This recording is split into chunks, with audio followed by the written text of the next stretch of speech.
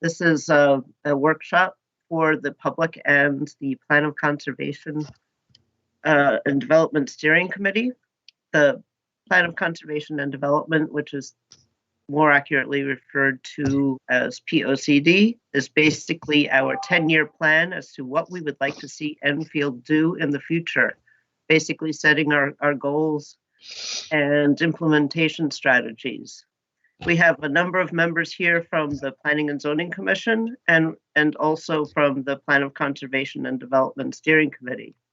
I'm not going to go through everybody's names because I can't figure out who is where, so I can't call on anybody.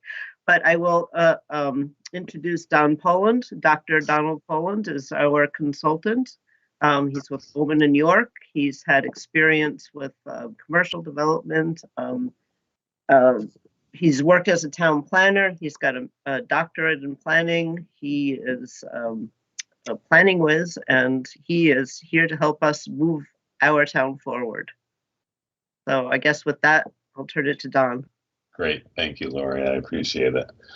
Good evening, everyone. I'm looking forward to this evening and going to try and engage you guys and have a little fun talking about and exploring Enfield. If you just bear with me here for a moment, I'm going to share my screen.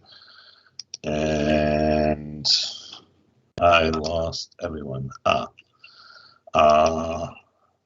Yeah, when you share the screen, you tend to not see the participants.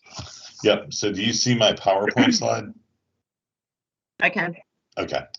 Yes. Yep, we can see it. Yeah, just one more thing. If you're not speaking, please mute yourself if you have the ability, just to avoid background noise. And okay, so before I get started, I just want to do a brief little kind of logistic introduction here. This community engagement exercise that I'm going to take you guys through tonight, I've done dozens of times live and in person. This is the first time I'm doing it in a virtual platform. Therefore, I had to modify it in some ways to actually adapt it to the virtual.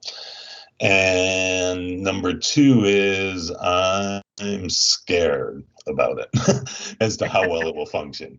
So I just want to say to you, bear with me if we have some logistical challenges or whatever, but I'm prepared to adapt and adjust and figure out how to make this work best. If I'm lucky, we won't have any issues. So this is a community outreach meeting aimed at the Plan of Conservation and Development. And it's a way for me and staff and the steering committee ultimately to ultimately gain some input from the public and from all of you. That includes PZC members and the steering committee members. I want you to engage as much as the public engages. And to accomplish that, we're going to go through a number of exercises, which I'll introduce in a moment. The organization of the POCD, basically Town of Enfield, staff, steering committee, PZC, providing, context, history, and public input. Goldman York brings to the table essentially expertise and experience in community planning and developing master plans. And ultimately, all of us working together will arrive at an updated POCD, hopefully around the end of this calendar year. So tonight we'll engage in a discussion about Enfield, a little bit about where we are and where we want to go. We'll highlight some priorities of the community, and we'll examine the community's character and try and envision its future. Our last exercise will focus on kind of very much so looking towards the future. In the interest of time, I'm going to skip over the Goldman York spiel and get us right into just a very brief overview on the Plan of Conservation and Development. Recognizing we have members of the public here, this may be your first time engaged in a POCD process. So therefore, the plan is set forth by statute. It's something that communities need to update once every 10 years. And ultimately, the plan is designed to be a statement of policies, goals, and standards for the physical and economic development of the community. It's the Planning and Zoning Commission's recommendations for the most desirable use of land within the municipality for residential, recreational, commercial, industrial, and other purposes for the most desirable density of population. And the plan is to be designed to promote and coordinate development of the municipality and the general welfare and prosperity of the community. So we're going to look at things as we go through this process of updating the plan, such as economic development, natural resources, government services, housing, and a number of other categories, but these are some of the large categories.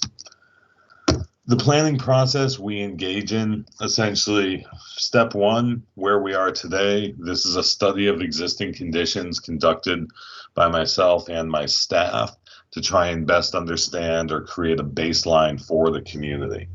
The next thing is where do we want to be in the future? And this is about setting goals and outcomes and creating a vision. And that's what tonight is somewhat focused on.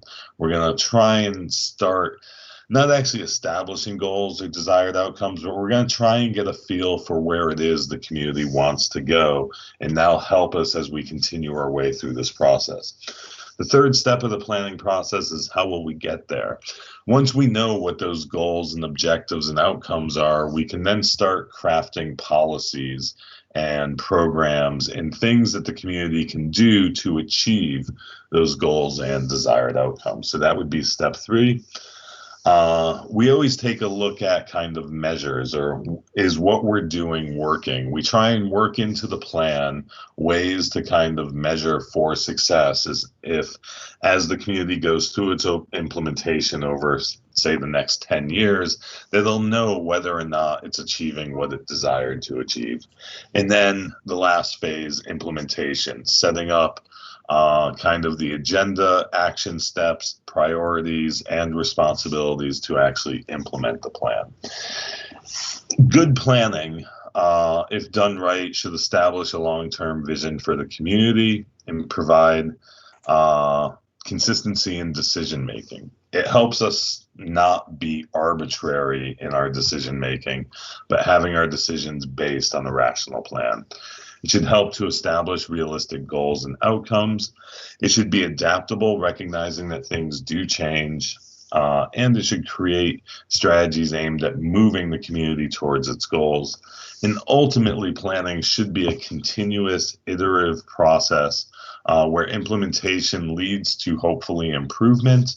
And as you're improving, you may have to adjust what it is you're doing to adapt to that improvement and to adapt to that change. In planning, we always talk about consensus, gaining community consensus. Now, there's approximately 45,000 people in Enfield, and I'm confident we're not going to get everyone to come into agreement.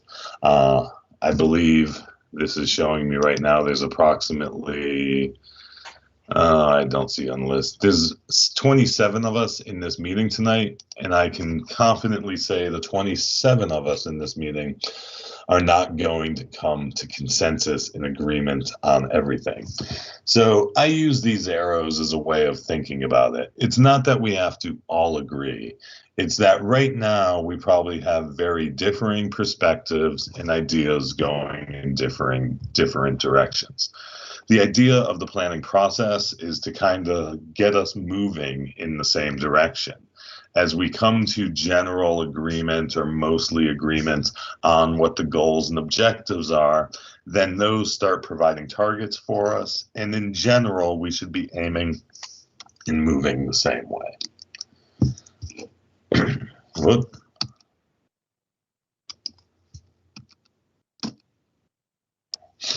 We've started the process of reviewing the 2011 plan and kind of looking at what were the goals and objectives of that plan. The steering committee, any of you who are with me tonight here, know that you received an assignment to go through and kind of review those prior objectives and so forth. But I just wanted to kind of remind the community of back in 2011, These were the 6 primary goals that Enfield had established for itself as part of the planning process. To strive to be a community of diverse leaders who are proactively engaged in local governance, that Enfield will become a community of diverse, unique, and unified neighborhoods that preserves, enhances, and strengthens its historic and natural character. Goal 3, we will maintain and improve an efficient circulation system that provides diverse transportation options for a wide range of mobility needs. Goal 4, we will develop in a manner that preserves and enhances the aesthetics and recreational and ecological values of our natural resources. Goal 5, then we will maintain and improve our regional competitiveness through cooperative economic development ventures and strategies. And finally, Goal 6, to undertake and support activities that enhance the quality of life in Enfield. In some ways, I may take a bit of a different approach as we move through this. These are very broad goals. I will likely try and get the community to come up with maybe some more targeted goals at specific areas that we determine to be important. But it gives you kind of a general idea or a framework of the process of goal setting or the ultimate objective to establish goals for the community. So tonight I'm going to run you guys through a series of exercises, which means I'm reliant on you participating, engaging, and interacting with me. With that said, I find it much easier in a public environment, in a cafeteria or something, if we're doing this as a in-person event. I find it maybe a bit easier to engage people. The virtual platform can sometimes be a little more challenging. So this is me saying to you, help me. Work with me and engage with me in this process.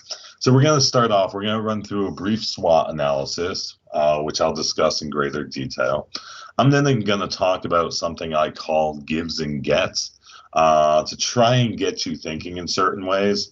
And then I'm going to run you through a series of questions, and I'll primarily be using the chat function to get you guys to vote or give answers on these specific questions that I will be asking you. That's the interactive activity tonight that had to be adjusted from how I do this in person, and I'm a little concerned about, but hopefully it'll work out. And then we're going to talk about resource priorities, and I'll give you an option to kind of say what's important to you from an Enfield budget perspective. Oh, and last, I always forget to include it on this slide, we will start talking about a vision for Enfield, and I'll kind of play some word games with you to get you thinking about that. So what is a SWOT analysis? Some of us have probably experienced it before, others have not. So basically at overview, we're going to go through and talk about strengths, weaknesses, opportunities, and threats. Strengths are defined as attributes and characteristics of the community that provide Enfield with a competitive advantage and are helpful in achieving desired outcomes. Weaknesses are attributes or characteristics of the community that places Enfield at a competitive disadvantage or are harmful to achieving desired outcomes. Opportunities, conditions that may be exploited to Enfield's advantage, and threats, conditions which may cause harm or prevent Enfield from achieving its desired outcomes. This slide, and this is the really dangerous one for me, so you're going to have to bear with me. I'm going to go to partial screen so that I can actually write while you guys speak and I engage you in the discussion around these. My ability to type on the fly is horrendous. So you are going to see typos and spelling errors and things all jumbled up. Just so you know, it makes perfect sense to me. And I will edit my way through it after this. It's just I want to get thoughts down on paper as we engage in this discussion. So I'd like to kind of... Excuse me, before you start. Yes. We're all getting questions as to how people can answer and can everybody answer. So yes. What you might want to do is pay attention to chat. Sure. And I will pay attention to participants if you raise your hand. And since Bill's not here, and the other thing is this is being recorded and transcribed. So between all of this, you should be able to get answers. Great. Thank you, thank Laura. you. I appreciate that. I will watch the chat. Like you said, if you could watch for hands, that'd be wonderful. And basically what I'd like to put out there is, what are your thoughts on strengths? What are some of Enfield's, greatest strengths? And I'll be honest, I believe strengths are important. They're things to build upon. We can use them to help move us forward. So what do you think are some of Enfield's strengths?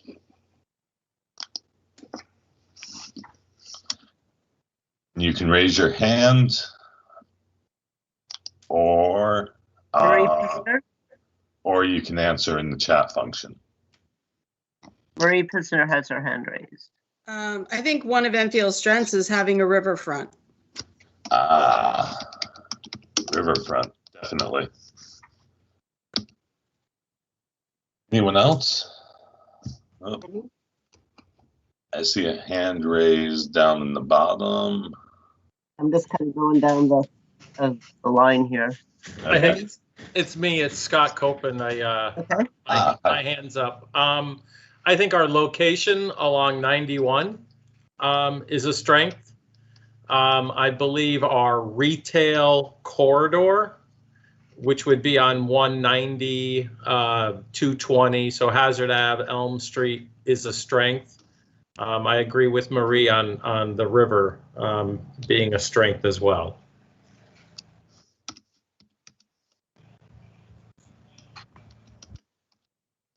Others? I'm just going to read some of the chat comments because I think it's important to, at the very least, recognize them. So geographically well situated, location 91, Route 190, 220, farms, definitely, multiple riverfronts, if you count the scenic as well, and on the highway, riverfront, and downtown and farms, and historical connections. Those are all excellent ones. Just so you know, all the data in the chat is preserved in text files. That's why I'm not going to be repeating it and writing it up on my screen. So I don't want you to think that I don't have value. It's just it's getting documented, and I will have access to all those answers when I go back and do my analysis. So is that Karen with her hand up? Oh, is that Oh, Carl? no, Carl. Carl? Yes, can you hear me? Yes. Yeah. Oh, how about we are on a major rail line? On a major rail line, definitely. Getting a new train station.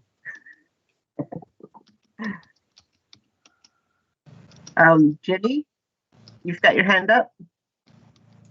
You got to unmute yourself. I was going to say the knowledge corridor, but everybody else said 190, so that should cover it. No, I think that's I think it's really good calling that out. I think too often people do, I think two things. People either forget about the knowledge corridor and the fact that, in some ways we're larger than the Hartford region. We're, have this symbiotic relationship with the Springfield region. And from the knowledge corridor perspective, you guys are smack in the middle of it, which is a great thing to recognize. And I think we need to keep focused on that. I also think there's still a marketing side of the knowledge corridor where not everyone's aware of it. So another important reason to mention it and keep it out there. Some additional chat comments: diversity in housing, retail, and commercial stock. The relatively recent medical corridor in town along 190. Empty commercial spaces. I'm going to come back to that. Affordable housing in comparison to neighbors. Definitely. Tony, either in chat or vocally, what do you mean by empty commercial spaces as a strength? Can you hear me? Yes. In light of the future events that are coming, there's a lot of money coming into the economy. And I'm thinking that what's a disadvantage now could actually become an advantage if we know how to set it up for what's coming. Okay, excellent. I that qualification helps a lot. And you're right. There is a lot of there's a lot of recognition out there, especially in the real estate industry, that there is pent up because of the past year. There's a lot of investment money that's pent up and hasn't been flowing. And from a real estate investment standpoint, we do expect a lot of activity to emerge as we reach herd immunity and get back to normal and so forth. So I think commercial spaces can be considered a strength. Yes, Karen. What about size compared to the surrounding towns? We're pretty good size compared to everybody else. Yes, definitely. I'll take a couple more if anyone has them. If not, we can move on to weaknesses.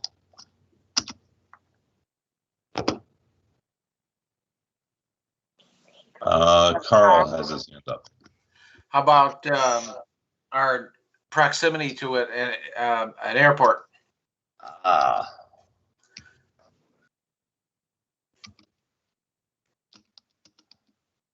I really killed proximity. Proximity to an airport, yes. And once again, from an economic development standpoint, from a commercial development standpoint, a business standpoint, that proximity to air travel is important. And while it's slowed, it is likely to recover. So paying attention to that's important. One more. Okay, just quickly in the chats, recently renovated and modernized schools and public safety from Ken. Yes, definitely good ones. Thank you, guys. So now moving on to weaknesses. What are some of Enfield's weaknesses? And for me, the weaknesses are also opportunities because it makes us aware of things that we struggle with. And if we can overcome them, if we can address them, then that gives us a better chance of actually building upon our strengths. So I see Virginia's hands up. What's a weakness, Virginia? Resistance to change. Resistance to change, definitely.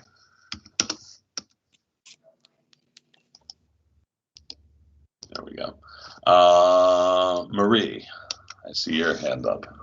I believe our downtown area, the Thompsonville Village, we really need to look at revitalizing it and changing our narrative as far as, I'm trying to think of a good way to, people don't want to go down there right now. And I think we need to change the narrative on it and make it not a weakness, but a strength. Okay.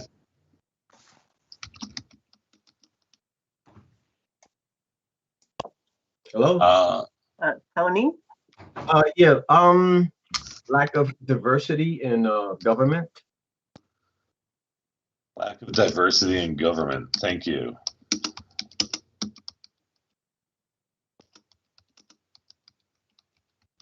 And with that goes lack of, community participating in government, especially in Thompsonville.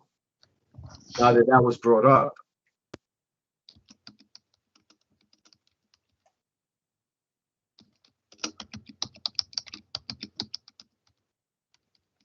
I'm just going to start calling it T-ville. Save my fingers. And Tony, I think that's a great one, kind of the importance of community engagement, and especially in an area that maybe struggles a little more like Thompsonville. Community involvement and participation becomes important in improving the image of the place and creating vibrancy and so forth and so on. So thank you. Karen, I see your hand. The age of our housing stock, Thompsonville is a lot of very old buildings that don't necessarily meet current code standards, and there aren't a lot of landlords bringing them up to standards. But Hazardville and all the other neighborhoods, most of these houses were built in the 50s and 60s. So they're all aging, and we're running out of room. We're running out of land.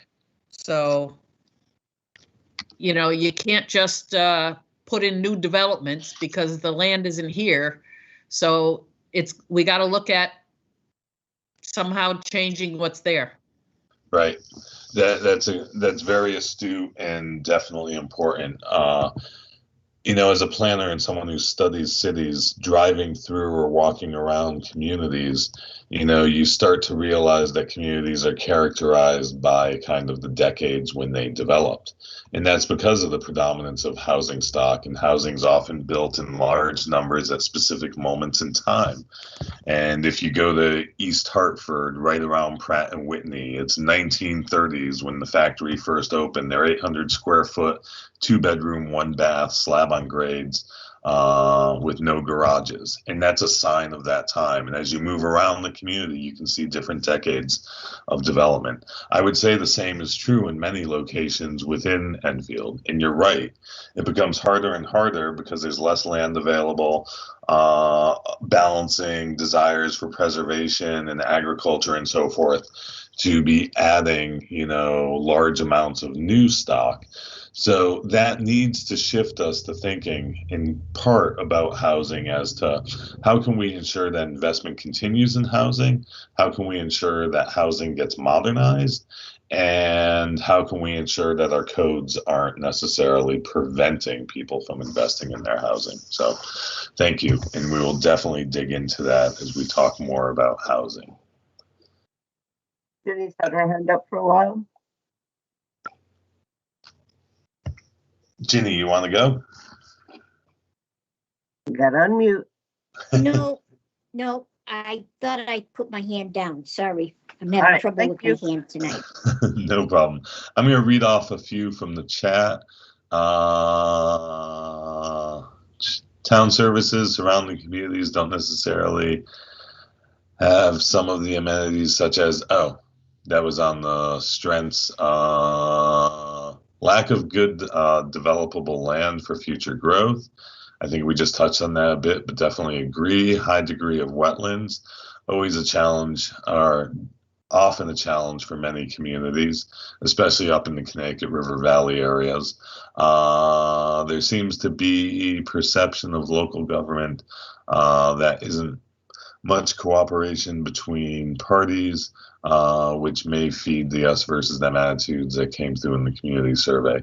Definitely. And we're going to have to confront that and kind of look at that, whether it's real or perceived. I always like to be clear with that when we use the word perception. Real or perceived, it's still an issue. And perceptions can often be more harmful than the reality.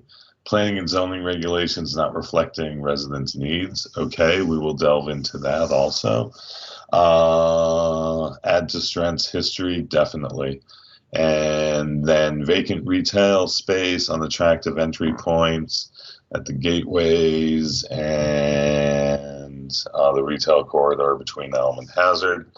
And then there isn't much connecting neighborhoods, the lack of sidewalks, bike lanes, connect as barriers between communities like Hazardville, and then lack of public river frontage. Definitely, all of those very good insights into weaknesses. Anyone else have a weakness they want to share? Carl? Yeah, I'm not sure how to express this, but I've lived in town about 40 years, and I was always wondered why the taxes were at the level they are with all the businesses we have in town and the prisons. I would have thought the taxes would be more reasonable. Okay. That's a great thing, and I'm just phrasing that as why so high, as a different way of saying more reasonable and so forth. But that's definitely something we can look at. I also just want to take this opportunity to say, in the context of taxes, especially in the economic development world, there's always this idea that, we need economic development so we can lower taxes. Unfortunately, my experience has been, even in places with great economic development, taxes don't typically go down. In some ways, you're trying to, through economic development, to be able to maintain a level of taxation, slow the rate of increase, but also kind of provide higher quality or more services. And it's that service side that I think we always have to pay attention to. Now, I'm not making excuses for government and kind of taxation. I'm just saying this matter of fact. But in some ways, we have to recognize that the level of services in government is constantly changing. And we as a society, we as residents, or we as the consumers of local government, constantly kind of demand more of our government. So for better or worse, like it or not, there is a growth in government, especially at the local level. And I think with some of you, I used this example at our last meeting. Ball fields and recreation are a good example. When I was a kid in the 1970s growing up, really only boys played sports, girls didn't. I played multiple sports and my sister was a cheerleader. There was gender roles and things like that. That's all changed today. So now if you just think about something like soccer, you have more kids active and engaged in sports than in the past. So you probably have more demand on your soccer fields just from the boys alone. But now you also have girls engaged in sports as much as the boys are. So now you have a girls' league and you have a boys' league, and all of a sudden the demand on your soccer fields has doubled. And that means most likely at some point the community has had to add soccer fields. And then the adding of soccer fields costs money, the maintenance of soccer fields costs money, and so forth and so on. And we can play that out across a wide range of government services. But yes, economic development is needed. We will look at budgets and kind of spending and so forth to get an understanding of where we are. And maybe, Carl, we can help make a little more sense of it, more informed than me just throwing out some kind of ways of thinking about it. So thank you. So opportunities, what do you guys see as opportunities for Enfield? Oh. I saw a hand before Marie, so was that you, Carl, or did you just not take your previously hand down? No, I thought of something else. Okay. Which was? As a weakness. Okay, that's fine. Mention it before we transition. Okay, and again, I'm trying to be not sure how to word this, and be careful. And it's basically, I hear a lot about what's going on in the town in the paper, and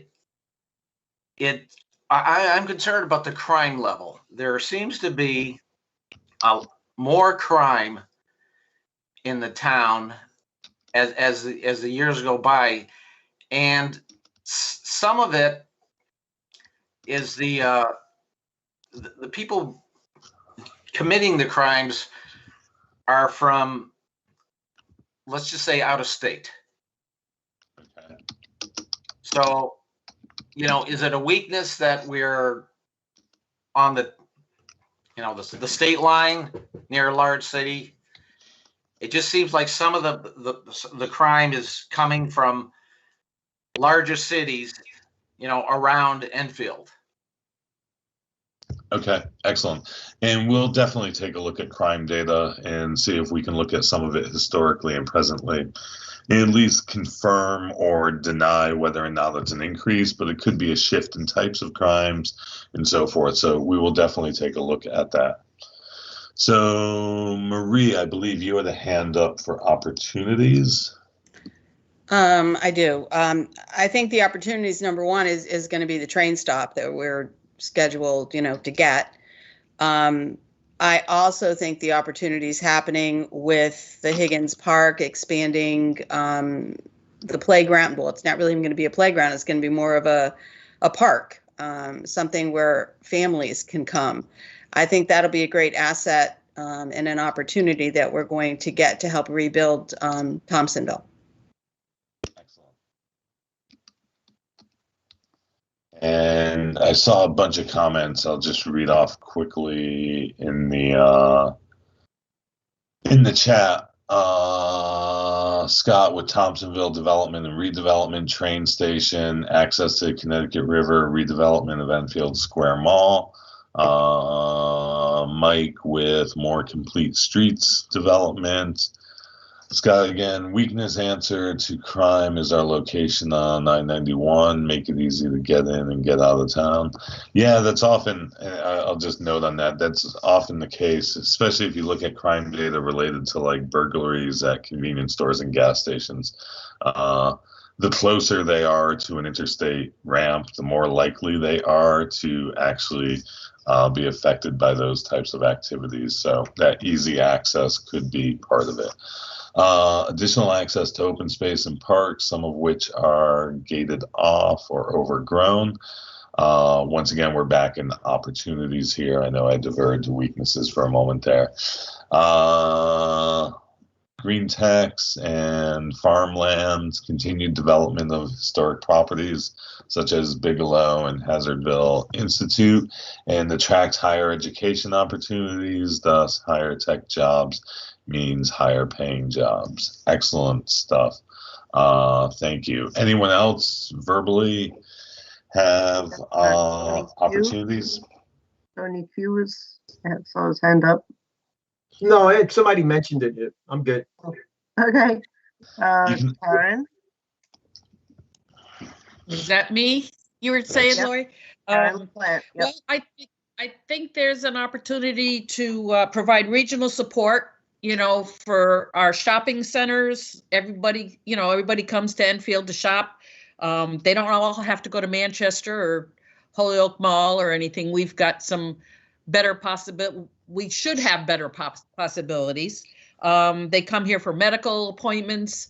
I would like to see another college level, maybe something along the, not necessarily high tech, but, plumbers, carpenters, electricians, like a trade school type of thing in Enfield. We don't seem to be educating enough tradespeople. I know it's hard to get a plumber, an electrician, and so forth. They're all aging. And I think the average age I heard for electricians was in their mid-50s. So we're going to be in trouble because it takes years to get those licenses, Yep. And we've got to somehow get some tradespeople trained. We also have the opportunity to upgrade the existing stock. I mean, I fixed up a house in Thompsonville and I'm very proud of it. So it took a lot of money and a lot of time, but I think it was well worth it. And it's a shame other landlords don't feel that way. Excellent. Thank you. Carl, did you have a question or a comment? Sorry. Yeah, I had a comment. I just was notified that there may be an opportunity, I guess, to convert the local rail spur into a rail trail. Okay. Definitely an opportunity that we will explore. And anyone else? Okay. Threats. I'm going to go back and just quickly read. Conditions are things which may cause harm or prevent Enfield from achieving desired outcomes. Any thoughts on threats? Mike Emmons? So I think the state actually may be a big one in this for me. So we have a lot of natural assets in town. We have 4 beautiful Scannick River parks, but the town doesn't necessarily have a lot of control over those, and they end up relying on DEP and state resources in order to maintain them, do any sort of policing there, which I feel might hold us back a bit. In the same thread, we have a really large portion of town developed for the prison population. I suppose most of it's in Summers, but there is a good chunk on one end of town by Summers where that's a lot of state land that can't be developed at this point. And with the prisons systems declining, how long are those going to be a viable option to keep open? And if they aren't open, can that land be reverted back to the town of Enfield? Can it be developed? Can it be sold off to private contractors? So on and so forth. Awesome. You know, I try and doing the work that I do, I try and keep up with things and make sure I'm out in front with things.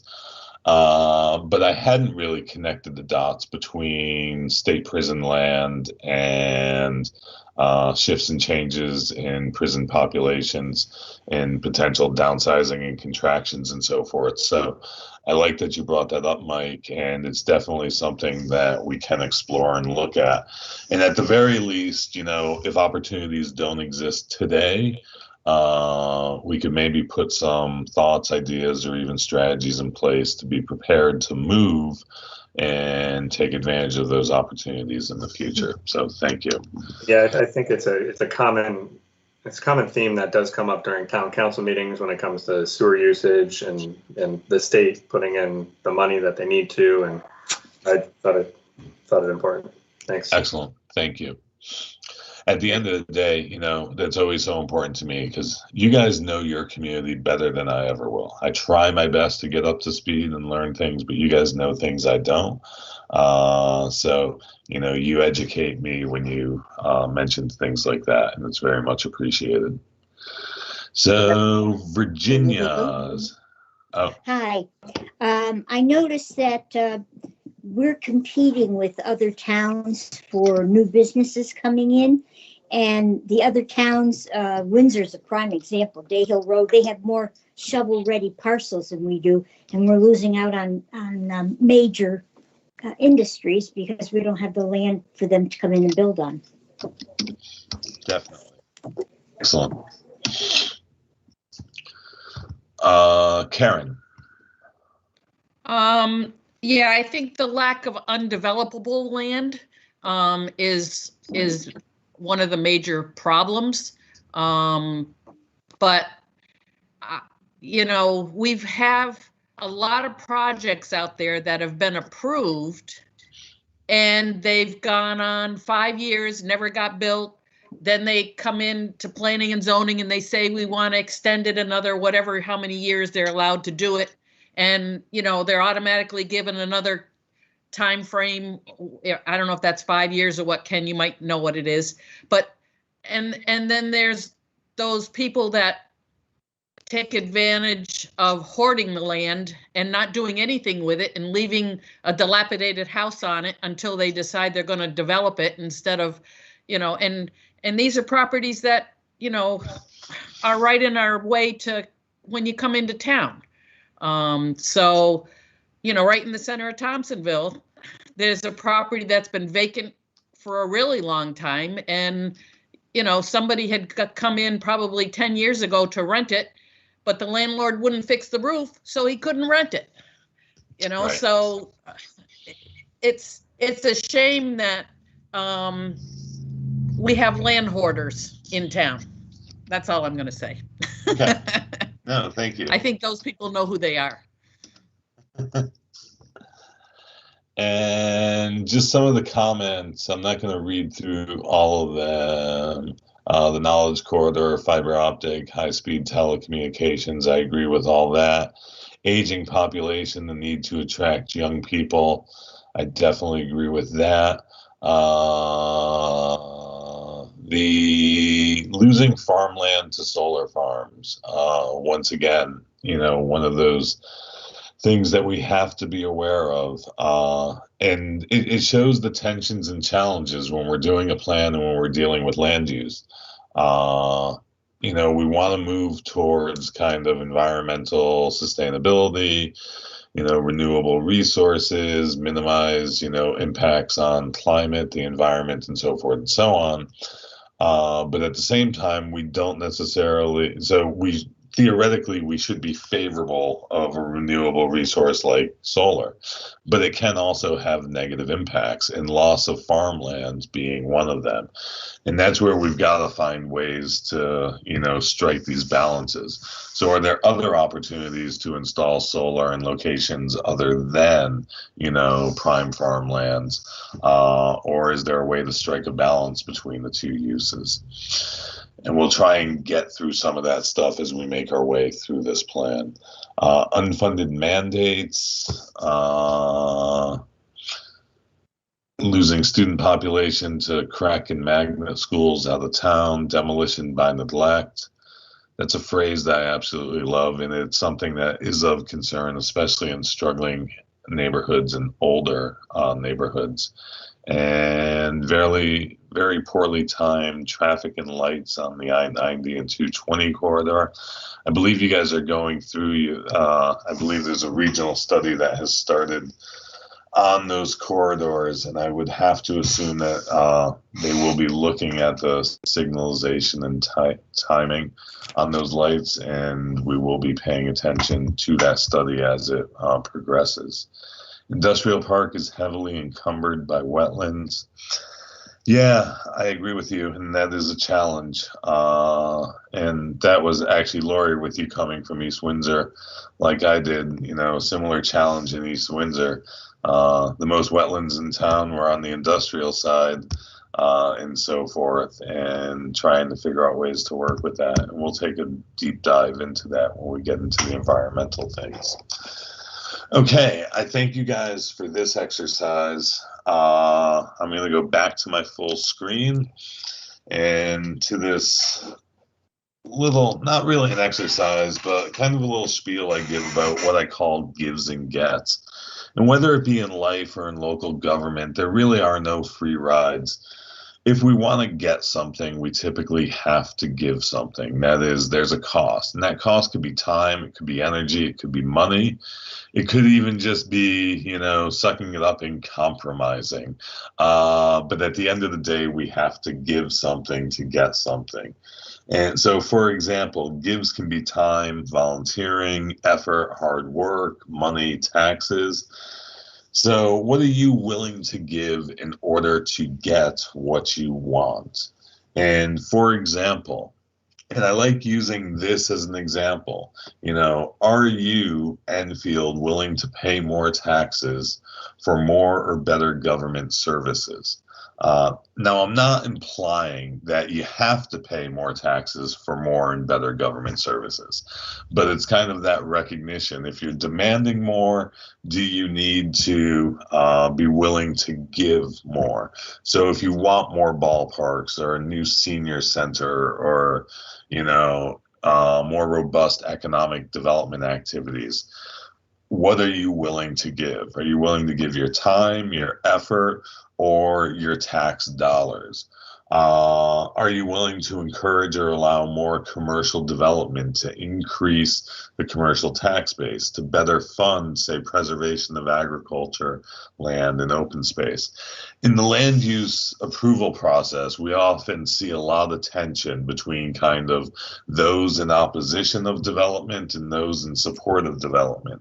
And when development come in, especially on green fields and especially on prior farmland or whatever, you often hear, we need to preserve this land. We need to preserve more open space. And there's not a single community in Connecticut that I haven't seen an objective or a goal in their POCD that doesn't say preserve more open space. But the wheel hits the road when it comes to budgets. Many towns, or most towns, that say we need to preserve more open space, at the end of the day aren't willing to actually spend taxpayer money on the preservation of open space. And I'm not saying they should. I'm just saying they're not willing to. So they rely on state grants or philanthropy or other revenue sources. And what's important here from my perspective is we have to be realistic about kind of what it is we want and what it is we're willing to do. Because if we're not willing to kind of fight for open space and champion it and advocate for it and spend money on it, then we're constantly going to be probably losing the battle of open space conservation. Now, once again, I'm not saying open space should be the priority or shouldn't be. I'm just using it as an example. Another example here, are you willing to encourage and allow multifamily housing and affordable housing, this is the give, to create a more diverse housing stock and more diverse community? Once again, you know, if you want diversity in housing, or diversity in age, or diversity in ethnicity, whatever that diversity may be, then you may have to consider allowing for greater diversity in your housing stock to broaden kind of those diverse populations. And I'm not sure we always think of that way. So this gives and gets is about kind of getting you guys to start thinking about how things relate, the trade-offs, and what needs to be done, and ultimately the hard work that needs to be done. I just realized there's a hand up. It's Ken. Yes, Ken.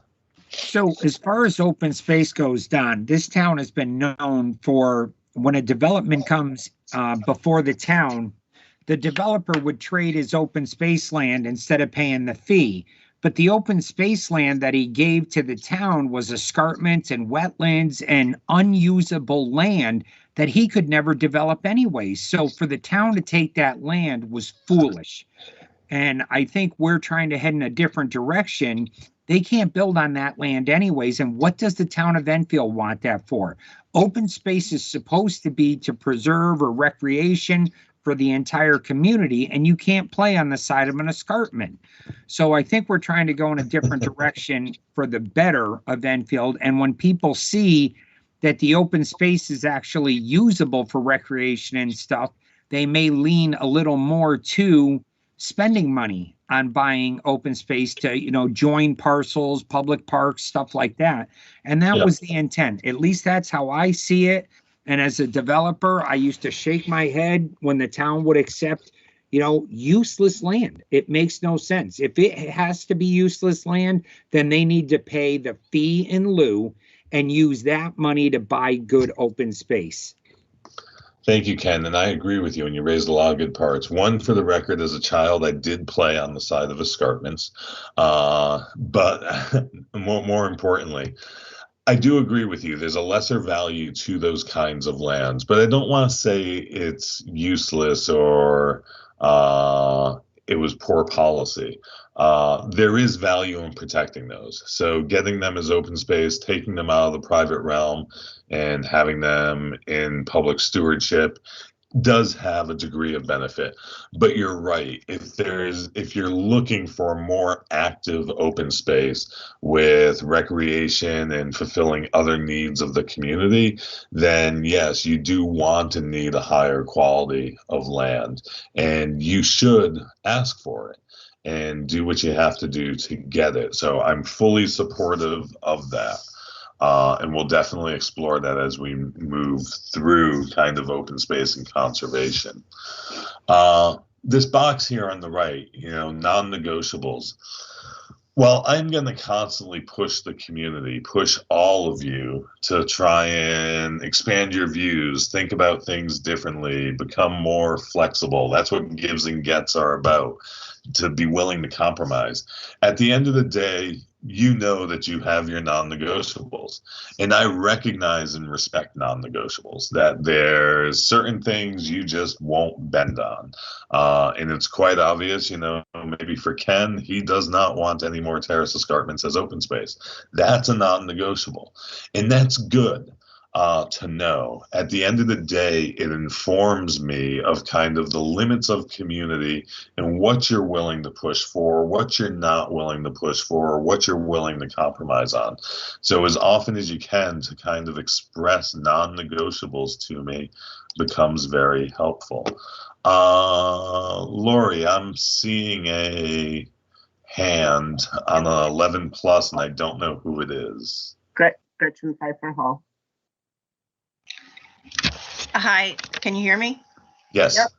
So just a different point of view from Ken's, and to sort of echo some of the things that you pointed out regarding the open space donations from some of these developments that have been along the Scantic River and escarpment areas, that they actually do have value, that they do protect the Scantic River corridor. They do provide space for wildlife, and they protect our wetlands and watercourses. Yep. So there have been opportunities in the past when developers, rather than give something, they were able to make a donation, a fee in lieu of open space, and that concept sort of seemed to fall by the wayside for some reason, and I think it's something that should be pursued again by our land use commissions. Excellent, thank you. So I'm going to move on from gives and gets and start talking about the continuums of change. So the ways in which we discuss community and policy are important. And too often we discuss policy in terms of absolutes. It's all or none. It's right or wrong. It's good or bad. And to be honest with you, what I've learned over the course of my career is that, you know, the absolutes aren't actually what's important. It's more of the nuance, that there rarely are affirmative yes and no's, and that it's usually something in between. And this exercise around the idea of continuums of change is that I want you guys to start thinking about kind of maybe the in-betweens, or maybe thinking about where on a continuum your answer lands. Is it yes, or is it no, or is it, you know, marginal degrees of yes or no? So most policy issues are nuanced. And for example, conservation is often positioned in opposition to development, that one is good or right and the other one is bad or wrong. You know, preservation and conservation's good, development's bad. Or someone who's supportive of economic development, development's good, and all those tree hugging, you know, conservationists, they need to get out of the way. You can see where both sides, you know, kind of pit against each other. But at the end of the day, there's a symbiotic relationship between both. If we preserved and protected everything, then we couldn't have economic growth. And we need economic growth to actually, you know, prosper and to, you know, exist and sustain ourselves. But we also need those natural environments and resources and so forth. So it's not this either or, it's some type of striking a balance. So this exercise is actually about asking you guys some questions and getting you to think about ultimately where your answer falls on a continuum rather than just a yes or no. Now, if this was in person, I would have a bunch of poster boards set up around the room with these continuums, and I would give you a bunch of, you know, blue dot stickers, and you'd get to walk around and place your answer on the continuum, you know, where it falls. I can't do that virtually. So I've reworked this into, we'll be able to use the chat function, and essentially I will type into the chat question 1, and then I will ask it, and then you guys will answer in the chat, where would your blue dot fall? You know, so this question, is Enfield a good place to live? It's not yes or no. So is it less good or is it more good? You know, is your dot going to go there or there or there or there, right? And what you will do is you will type the letter corresponding with where you would place your dot. I'll be able to go and analyze all the files and see how all the answers came out in the end. If you are torn between the two, or if you are just kind of neutral on the question, you know, if you're going to fall smack bang in the middle, pick the letter N. That indicates kind of that middle ground, or you're undecided or what have you. So with that said, I'm going to write question 1 in the chat. And now I'm going to ask you, is Enfield a good place to live? And you can type in where you would place your blue dot, A through F.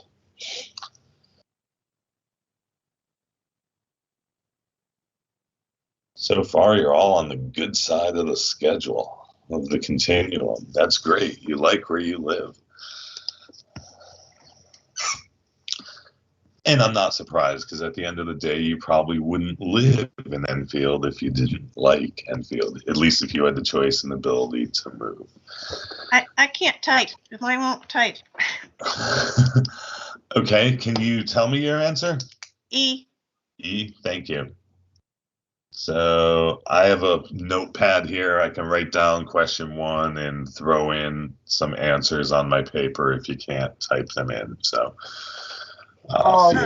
Keep track of it too, Don. I'm sorry, I missed what someone said. Oh, it's Lori. I'll try to keep track of it too. I've been kind of giving time as to when lessons changed. Yes, Karen.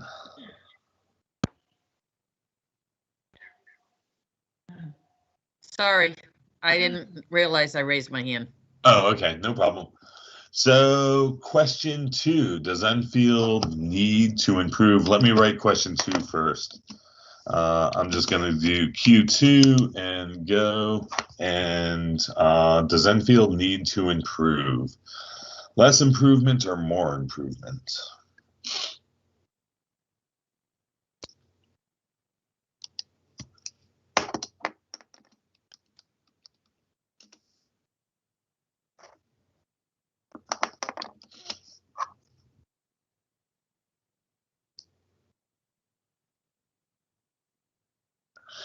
Can I assume the FF is putting real strong emphasis on need to improve?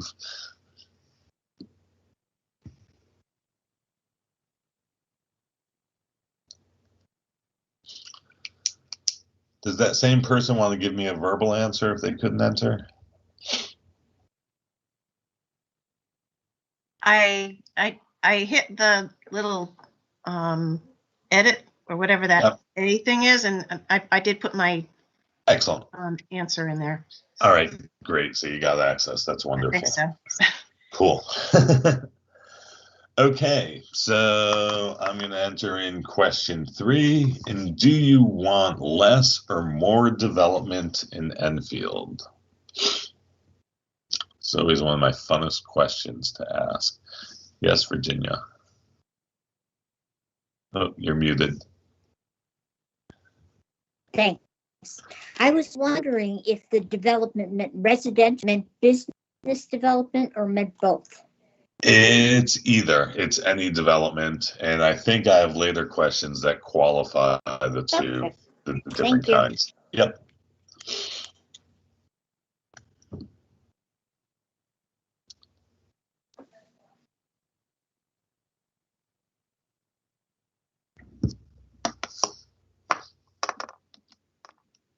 So far,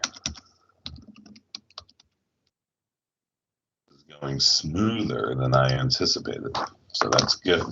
So we'll move on to question 4. I'm going to list it there. And does Enfield have too much residential development or too much commercial development? I'm intentionally pitting these against each other. Hey, Don, can you move the question up on your screen? Because we can't see the continuum. Really? We see the first 3, or at least I do on mine. Yeah, I can see the correct ones. So are you seeing questions 4 through 6 or 1 through 3? Oh, I'm sorry. Yes, I am. Okay, Right. there might occasionally be a slight time delay between when I say something and when I switch a slide. That doesn't happen sometimes, so my apologies. I'll try and switch the slides quicker before I say things.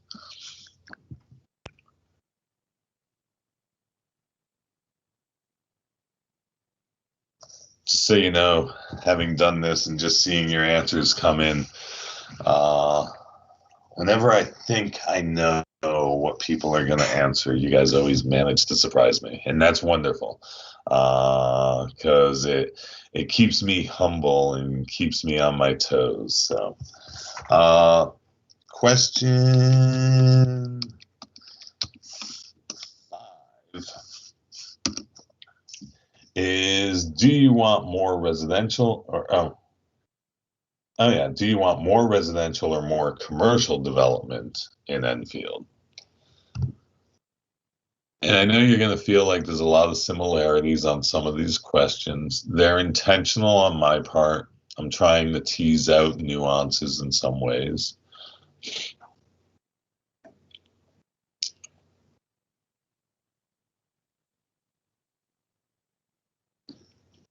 And what these continuums do best for me is they kind of show me the intensity of answer, or the intensity of support or lack of support for something. So just for example, I'm getting a lot of D answers here. So you're leaning towards commercial, but you're not giving me Fs and saying, we want that commercial development. So they kind of give me this kind of nuanced perspective of understanding you as a community and where you want things to go or not to go. So question 6, do you want more retail and office or more industrial development in Enfield?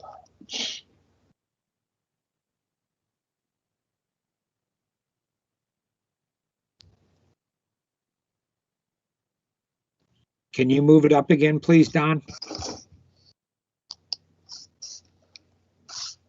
You're not seeing that one?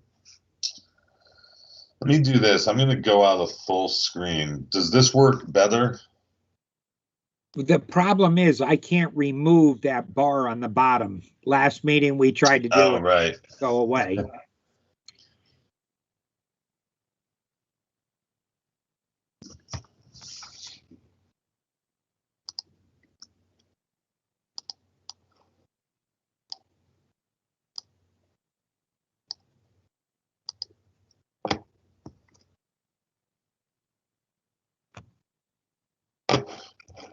All right, I'm switching slides. I'll give you a little bit of a time delay here as I write question 7 in. And I'm going to click it there. I'm also going to try and bring the bottom question up a little bit higher. And question 7 is, do you want more commercial development along Elm Street and Hazard Ave? And I just to qualify on this, I really am talking about the retail corridor. I'm not talking about, 190 way down in Hazardville at this point. So I just want to provide you with that context.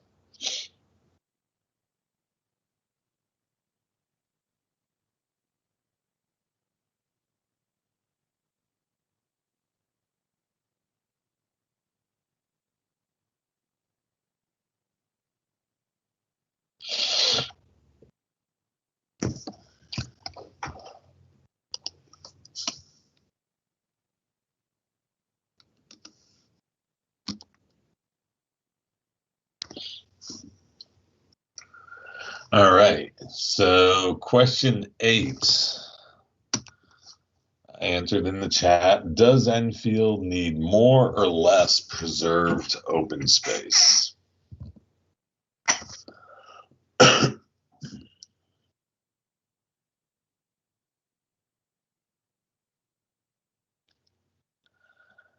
I get the message, Karen.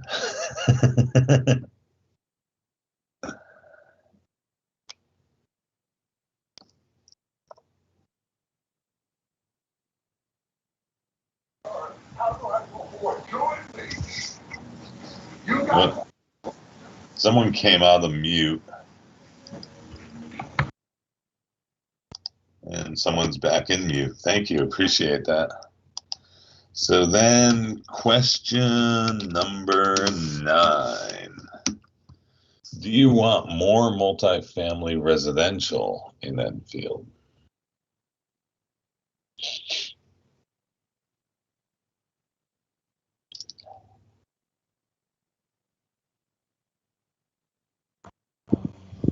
Don, can you qualify what you mean by multifamily residential? Are you talking large apartment complexes, say like the Montgomery Mill in East Windsor or Bigelow, or are you talking like multifamily housing, 2 to 3 homes? Yeah, I'm really talking 5 or more. And using census categories, typically 5 or more is multifamily. The others are called out in other ways. And 20 or more is really probably where I am, the larger multifamily development. Okay. So. Can I re-answer then? Because I took it as a multifamily being like a two family. Sure. So your initial answer was what letter? I believe I did B. Okay. But I'd like to see more. So probably do it to E, if you could change me to E. Thank you. Yep. I'll make a note and I'll remove a B and I'll add an E when I'm tallying up. So, and I just have to write down that was question 9. Thank you. I appreciate that. I'm going to switch screen again. Whoop. Once I figure out what I'm doing. I'm going to try and move the bottom answer up a little bit, hopefully to accommodate people. And I'm going to enter question 10 into the chat. Thank you guys for bearing with me. Do you want more commercial development in Thompsonville or Hazardville? Oh, sorry about that, Rudo83. That's a carryover from when I last did this. It should have said Thompsonville on the left, now down near A, and Hazardville on the right. My apologies.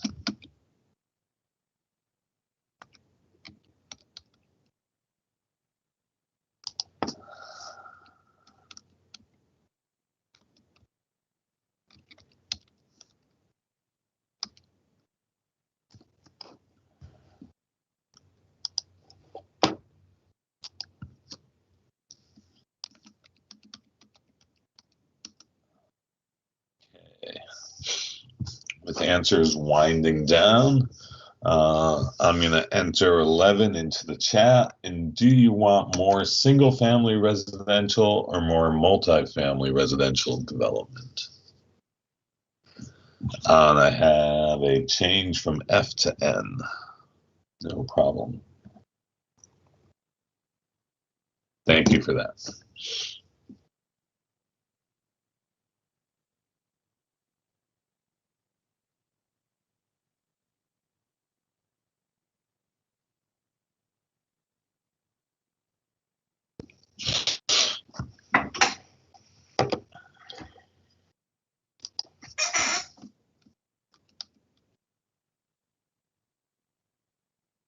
Just to manage expectations with you guys, we are now, I believe, halfway through these continuums. Hopefully they're not too painful for you. But question 12, do you want more agriculture preservation or open space preservation?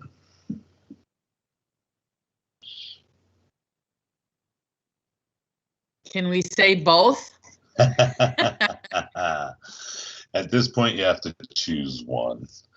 Don't think that you're voting against the other one. I'm not taking it this literally. It's just trying to get a feel for things. So.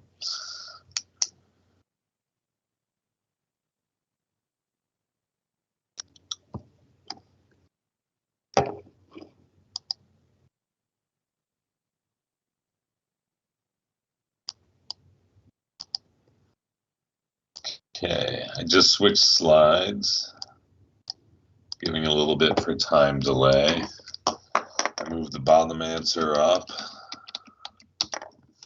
and I just entered 13 in the chat. So do you want open space to be more passive, no facilities, or more active?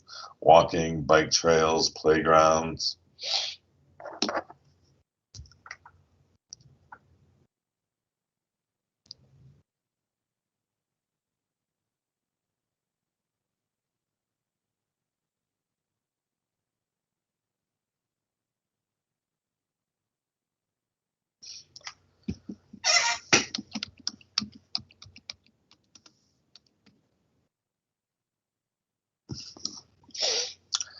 probably going to get in trouble for this next question because I'm making you pay more taxes on it. That's really not my intent.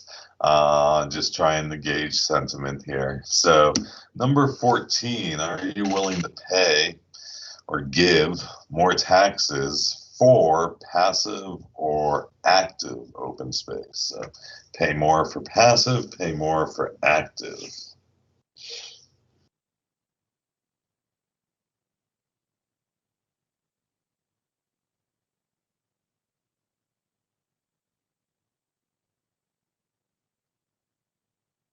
And while some of these questions may be frustrating or may not be touching on things the way you'd like them to, I just want you to know every time I've done this exercise, after going through the review and assessing them, I've almost always had staff and commission members who have commented, I never would have expected that answer on a specific question.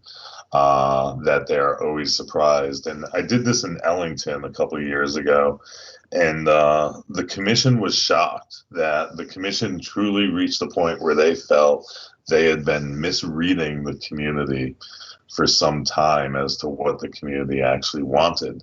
And it ended up, a few of the questions ended up being real eye-openers for them.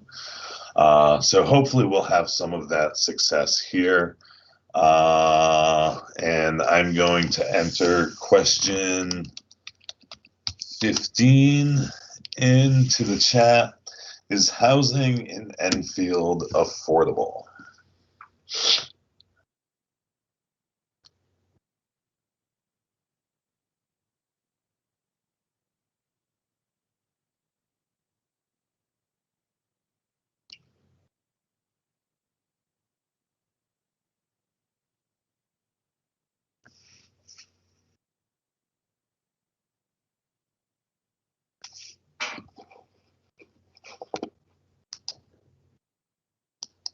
So I'm switching slides. There may be a time delay. Moving the bottom question up. I will enter question 16 into the chat. And should housing be more or less affordable in Enfield?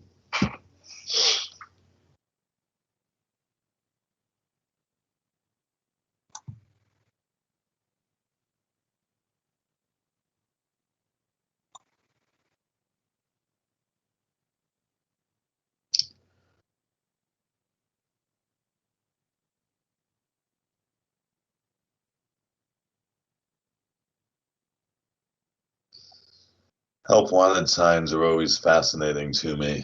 Over the course of my career, I'm just commenting on something in the chat.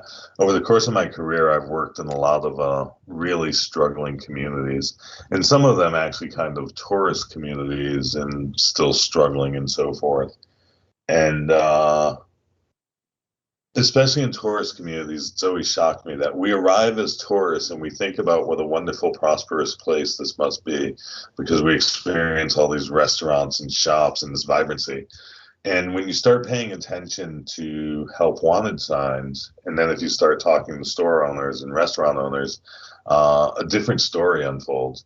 And so now this summer, if you go out traveling as we come out of COVID and you get to go visit some places, when you're in places like Bar Harbor or Chatham or even Newport that have these great reputations as wealthy, vibrant, prosperous places, start paying attention to help wanted signs. And you start to see that maybe there's something else going on in the economy there that's actually a struggle because the ability to retain help is really a challenge. So what did I just ask you? So question 17 I'm entering. And should Enfield encourage more or less families, including school-aged children?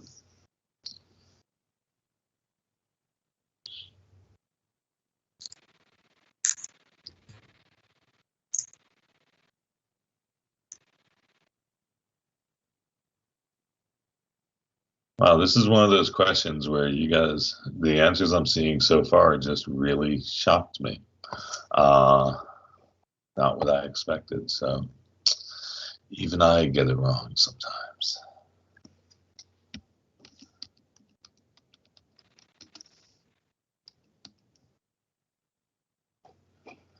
Does Enfield need more or less senior housing? I answered question 18 in.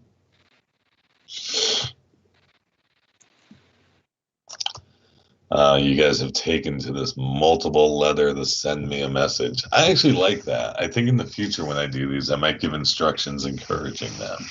Because once again, as I said, it does give me a read kind of on intensity or strength of answers. So. See, when I do it live in person, people are just limited to same number of dots as they have questions, so they can't vote multiple times.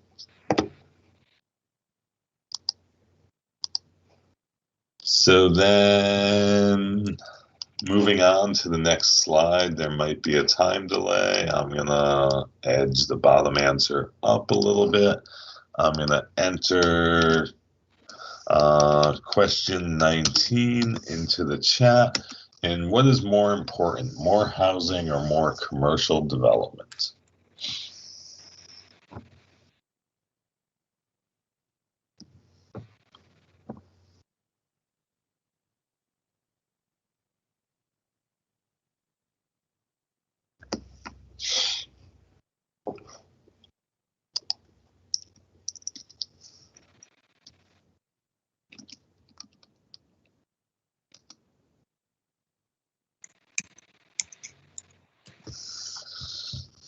So, excellent.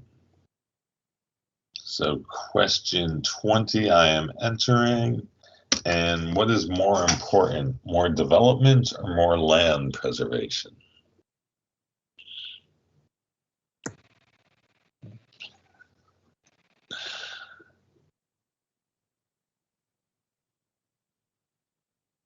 Kristen, I caught that on the E to B. I'll make the change when I go through.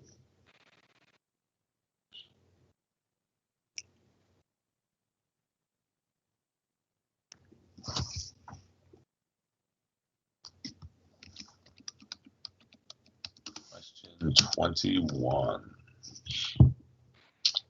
Does Enfield need more or less senior housing?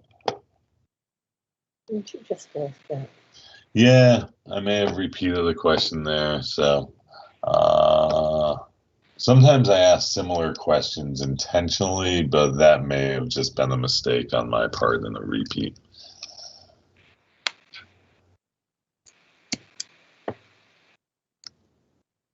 I'll be able to test your answers though, see if you answered the same. So I just switched slides. I'm moving the bottom one question up a bit to save some time or to buy some time. I'm entering question 22 in the chat. And should Enfield Square Mall remain as a retail site or be converted to multifamily residential? Ooh. For those of you in the committee meeting the other night, you probably realize that I'm intentionally asking this for nuance. And also, it's become evident to me, Enfield Square Mall is a hot button topic. And that's why I'm asking a few questions about it. So question 23, should Enfield Square Mall remain as retail or be redeveloped as mixed use, commercial and residential?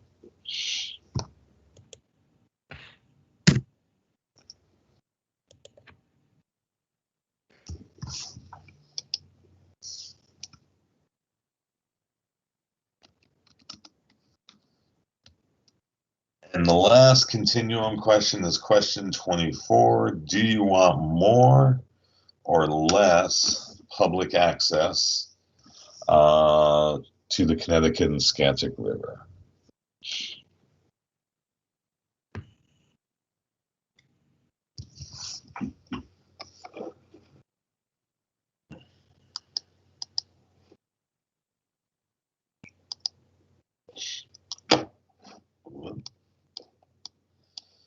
So we are now done with the continuums of change. This last exercise is called resource allocation. If I was doing this in person, this is one of my most fun exercises. I would basically give you an amount of money. I have a ton of Monopoly money, basically. And I'd give you like $150. And you would actually only, the way it breaks down, I'd give you like 150, 2 20s, or 3 20s, and then 2 10s, 2 5s. And the way it works out is you have less bills than you can place on the selected categories. So you can't vote for everything, and you can't exchange your money with anyone. So you're stuck with the $50. You have to put that $50 on something. So it makes you make choices as to what's important to you. Unfortunately, I can't do that in this virtual realm, or at least I haven't figured out a way to do it as of yet. So for this exercise, what I'm basically going to ask you to do, and I'm going to call it resource allocation. Choose the letters of what you deem to be your top 3 priorities and list them in order of priority. That if you controlled the budget, these are the 3 things you would fund. And once again, I'm causing you to make choices. Hey, Don, can you qualify that? Because, I mean, obviously the schools and general government have to be funded, but they're not on your list. Right. So you saying otherwise? Yeah. So at the end of the day, there's aspects of the budget that automatically have to be funded. You know, salaries, schools, union contracts, you know, healthcare, all that. So it's kind of what's left over, the discretionary spending. That's kind of what I have here. So what would be your 3 top priorities? And thank you for asking that question. I should have been clearer with that.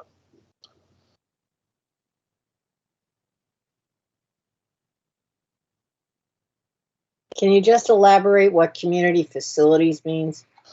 Yeah, so that could be a wide range of things. So it's not schools, because I mentioned schools here, and it's not parks and recreation, but police stations, town halls, community centers, senior centers, any of those other kinds of facilities that the community has and maintains.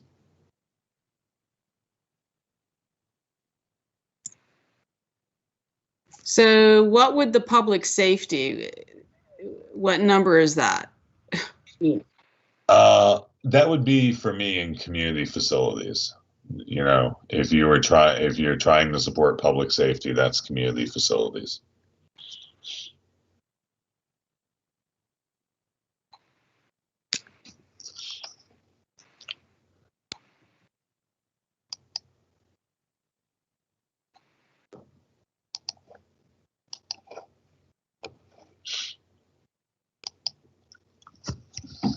I'll give you guys another 30 seconds or so on this one.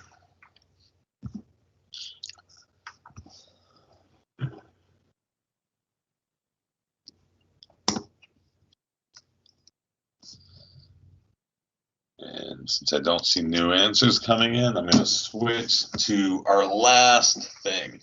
I was hoping to wrap up by 8. We're pushing a few minutes over, but this will just take a few minutes, and I'll let you guys go and enjoy the rest of your night.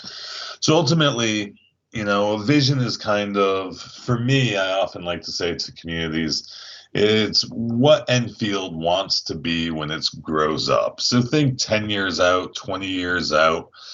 if you're still around in Enfield, what would you like Enfield to be? How would you describe it?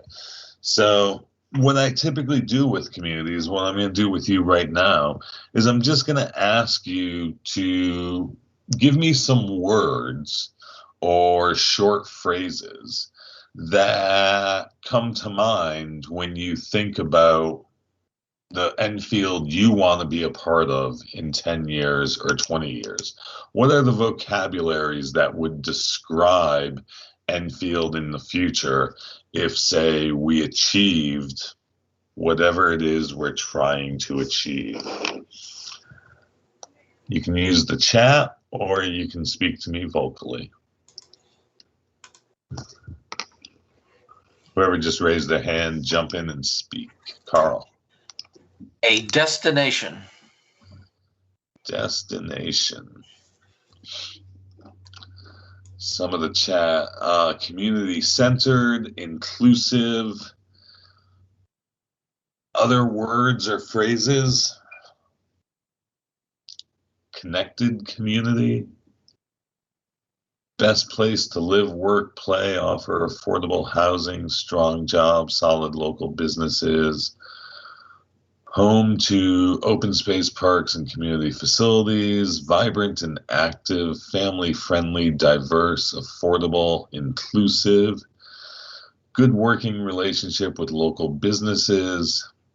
Just so you guys know, none of you are limited to just like one word or one answer. You can throw in as many here as you want. And well said, Philip. I'm definitely going to record that one. No, I'm just joking with you guys. Responsive to all beliefs. Great response. All caps to make sure I get that message.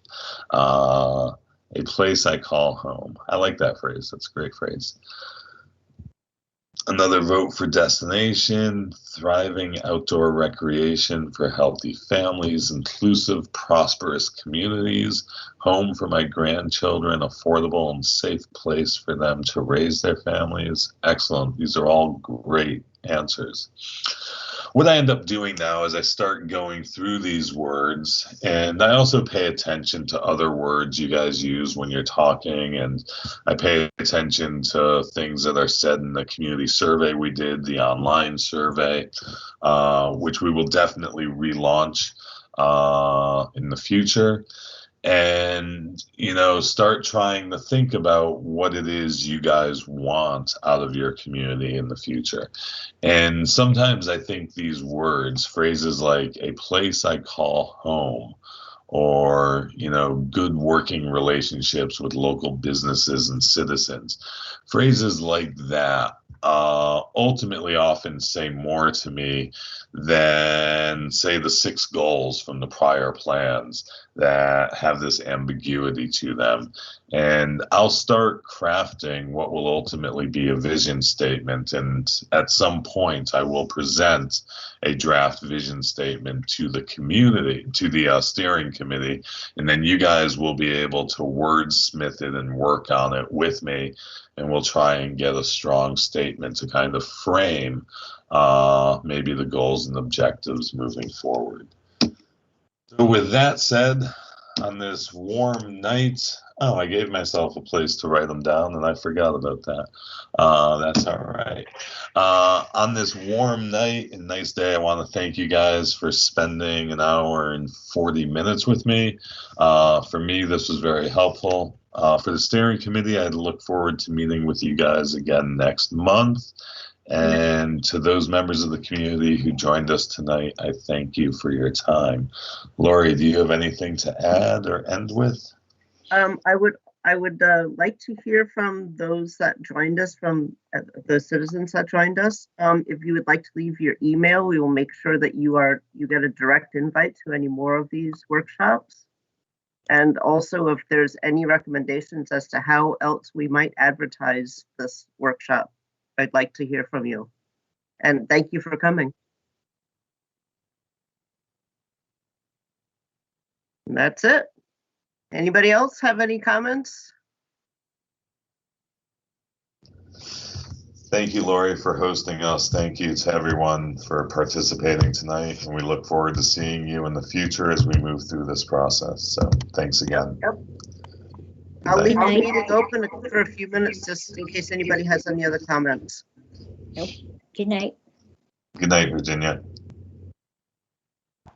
Good night. Thanks for the invite. Thank you. And thank you, Don. Great job. Thank you. It went better than I expected in the virtual format, so I'm pleased with that. Yeah. No rush, but when you get a chance, if you could share the transcript and